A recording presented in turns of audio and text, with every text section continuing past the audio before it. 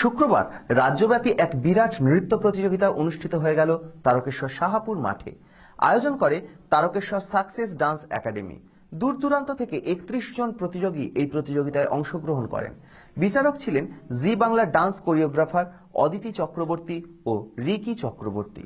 তারকেশ্বরের success dance একাডেমির উদ্যোগে এক নৃত্য প্রতিযোগিতা অনুষ্ঠিত হলো শুক্রবার। এদিনের এই প্রতিযোগিতা দ্বিতীয় বর্ষে পদার্পণ করল। এদিনের এই অনুষ্ঠানটি অনুষ্ঠিত হলো তারকেশ্বরের শাহাপুর মাঠে। ৩টি বিভাগে ভাগ করে এই প্রতিযোগিতা অনুষ্ঠিত হয়। এই নৃত্য প্রতিযোগিতায় বিচারক হিসেবে উপস্থিত ছিলেন জি বাংলা ডান্স কোরিওগ্রাফার অদিতি চক্রবর্তী ও রিকি চক্রবর্তী। এদিনের এই নৃত্য প্রতিযোগিতায় মোট ৩১ জন প্রতিযোগী অংশগ্রহণ করে।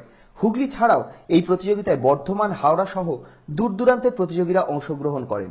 প্রতিটি বিভাগের প্রথম, দ্বিতীয় ও তৃতীয় স্থানাধিকারীকে পুরস্কৃত করা হয়। সমগ্র অনুষ্ঠানটি পরিচালনা করেন প্রদীপ সাহা। এদিনের অনুষ্ঠানে বিচারক অদিতি চক্রবর্তী বলেন, এই উদ্যোগ যথেষ্ট প্রশংসার দাবি রাখে। গোটা হুগলি জেলা জুড়ে এদিনের এই প্রতিযোগিতা অনুষ্ঠিত হয়। Success dance academy second year আমাদের ট্যালেন্ট হান্ট। আগের বছরও আমরা জাজমেন্ট করেছি, এবছরও আমরা জাজমেন্ট করছি। এই তারকেশ্বরের এই কম্পিটিশনটা আমার মনে হয় সব থেকে বড় কম্পিটিশন। হুগলি ডিস্ট্রিক্ট ওয়াইজ হয়েছে এটা।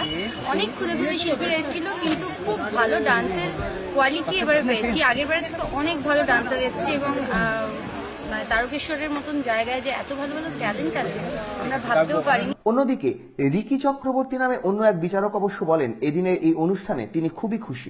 ডান্স একাডেমি এটা সেকেন্ড ইয়ার কম্পিটিশন হচ্ছে। ফার্স্ট ইয়ার যেটা হয়েছিল সিজন 1, সেটা তো আমরা ছিলাম, তো সেটা জাস্ট মানে একটা ওপেনিং ছিল।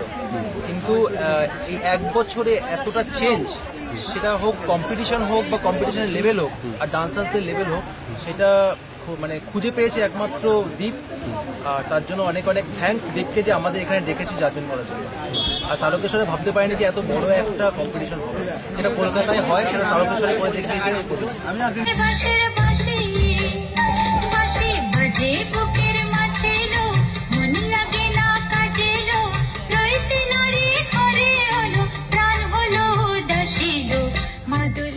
তারকেশ্বর থেকে অমিত চৌধুরীর রিপোর্ট, নিউজ আজ বাংলা।